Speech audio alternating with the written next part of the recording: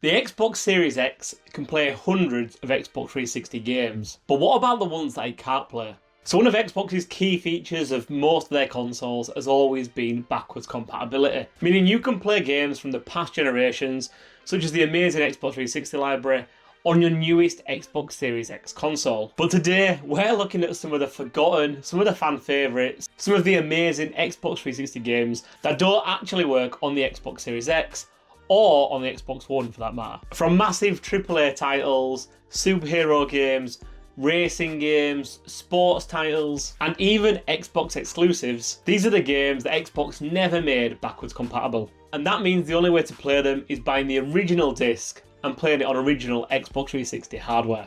So if you've ever thrown a disc in the console, had a pop-up saying this game isn't playable here, you're not alone. Let's go through some of the biggest and most surprising Xbox 360 games that don't work on the Xbox Series X in 2026.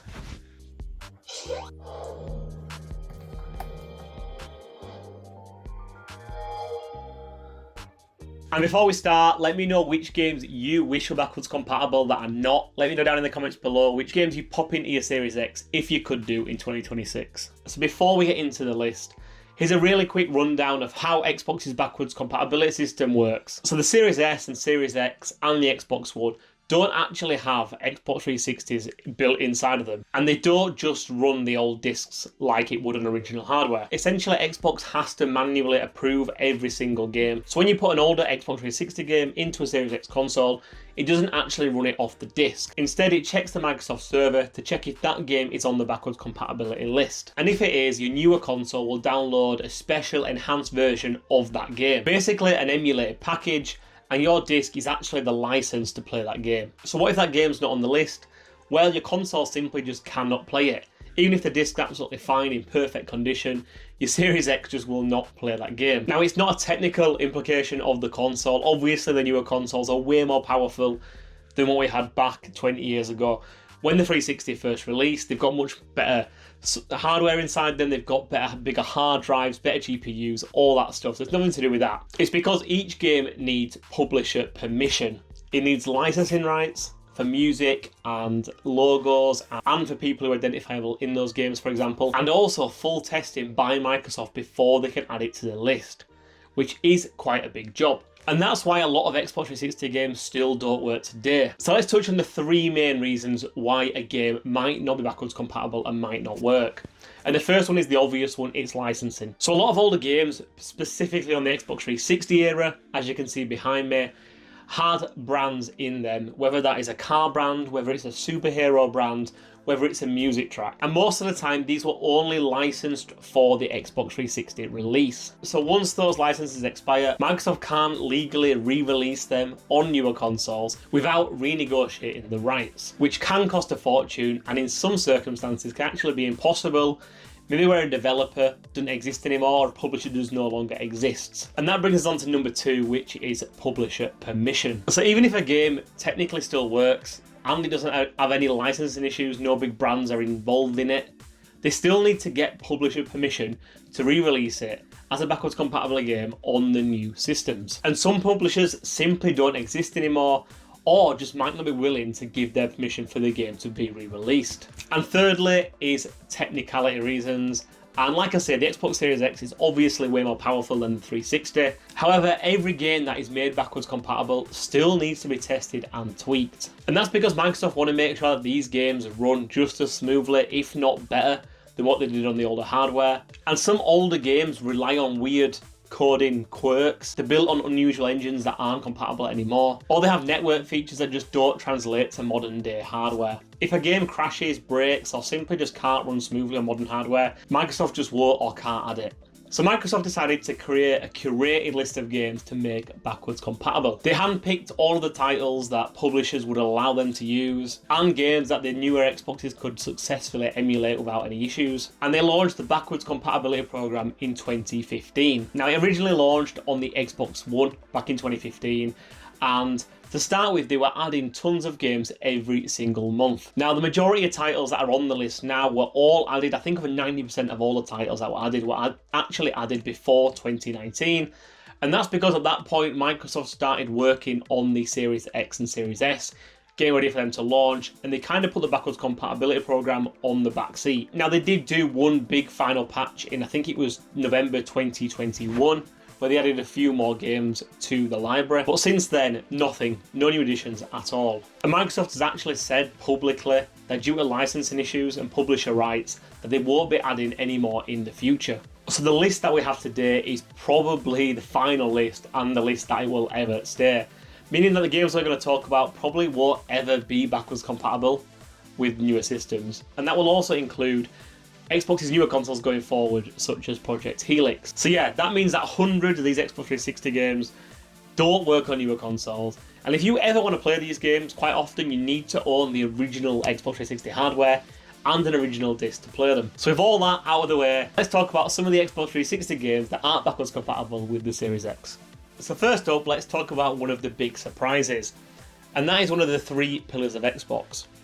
Now, the Halo games, they all work on the newer system, as do the Gears of War games, they're all backwards compatible. However, the Forza games are not. Now, surprisingly, only one of the Forza games actually is backwards compatible with the Series X, and that is the first Forza Horizon game. This one here. Now, it's actually pretty unclear as to why games like Forza Motorsport 3 and Forza Motorsport 4 don't work when Forza Horizon does. Because licensing issues around the cars in these games, which you would imagine is the main reason that they don't work, surely would exist in Forza Horizon. So people online do speculate to say that the Forza Motorsport games are just too complex to convert. Another reason is that Microsoft obviously were releasing new Forza Motorsport games every year, or every 2 or 3 years, so there were no need to make the older ones backwards compatible, especially when Forza Motorsport 5 was one of the launch games essentially for the Xbox One. I did find some stuff that said there were a couple of car brands that are in the Motorsport games that are not in the Horizon games. I think it was Toyota and Hyundai maybe, and the potential that those two brands alone didn't give permission for Xbox to make them backwards compatible, and they don't exist in the Horizon game. But either way, pretty mad that one of the staples of Xbox, the Forza games, are not backwards compatible. And then similarly, another Xbox exclusive and another set of racing games would be PGR 3 and PGR 4. Now, the Project Gotham racing games are... I remember getting PGR 3 on my Xbox 360 in 2005 when I first got it. It was like the first game I ever put into the console. It was the first game I ever played on it because it came packaged with the console. And I was blown away by the graphics and how amazing it was, etc. And yeah, these were exclusive to the Xbox.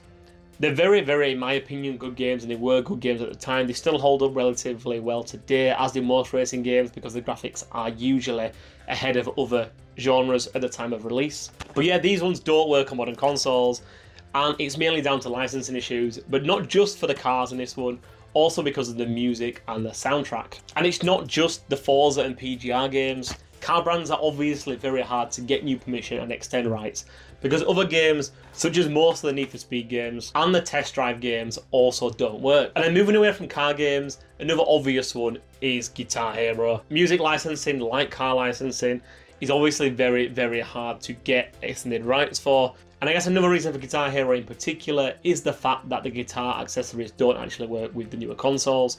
You needed the old dongle, and that only works with the 360. So yeah, none of the Guitar Hero games work at all. And for that reason, a few of these are creeping up in value now. I think Aerosmith and Van Halen and Metallica are all around the £12-15 mark.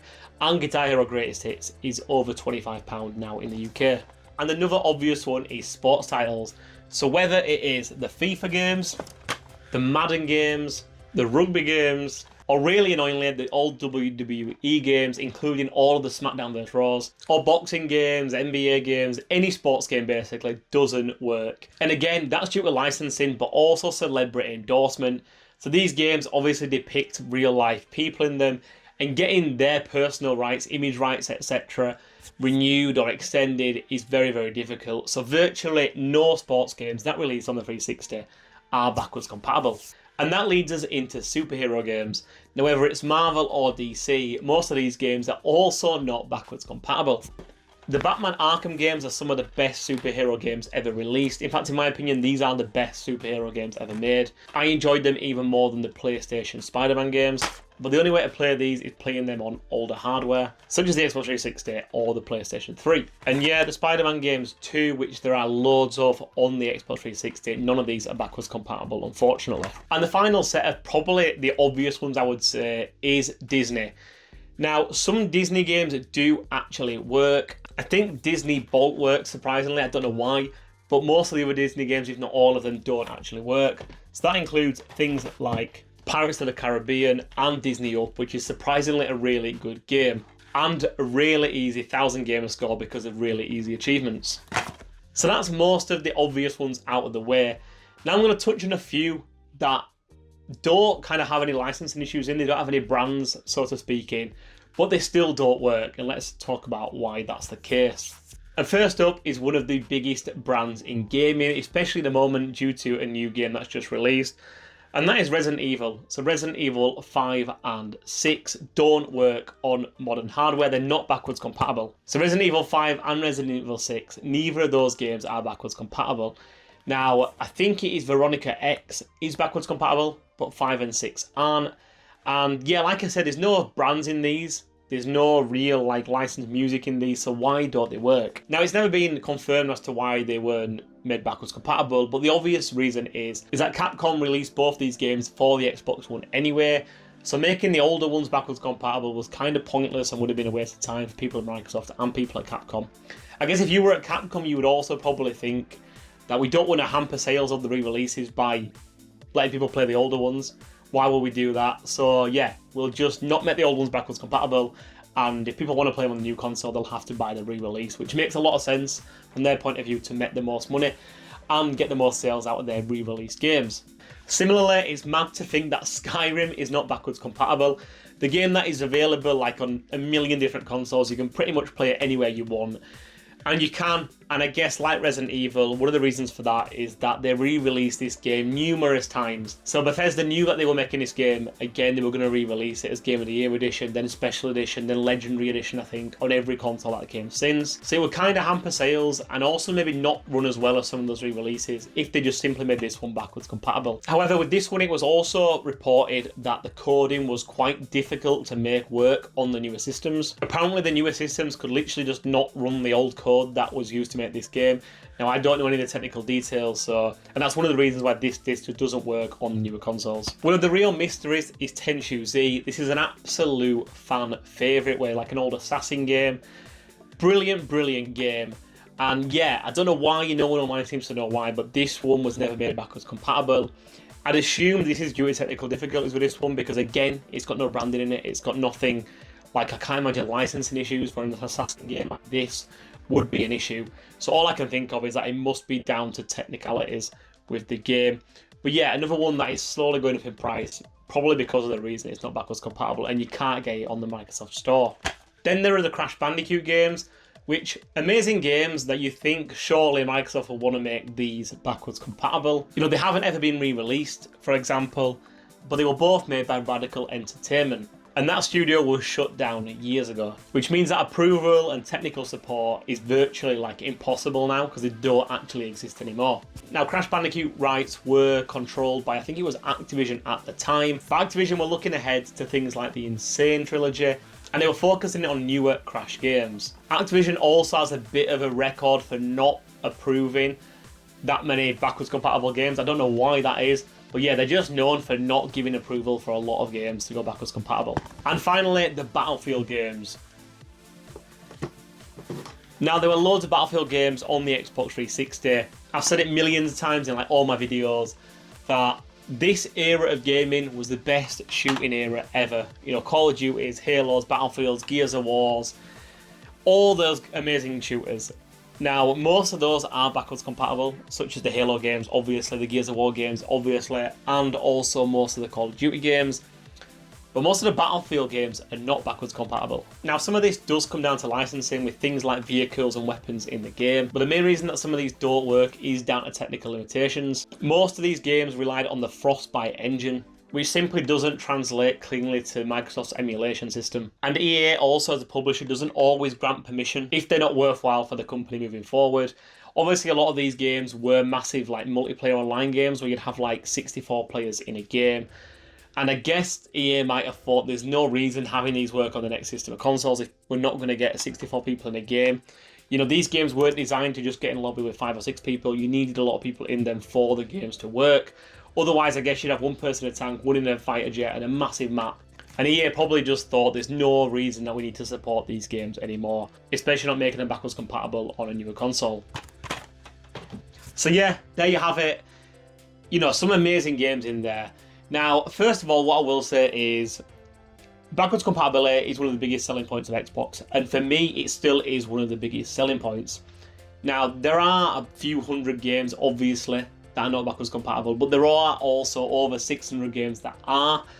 And two things, a lot of them games that we've spoken about are your sports games. Now, for a start, nobody's going back and playing FIFA 12, really.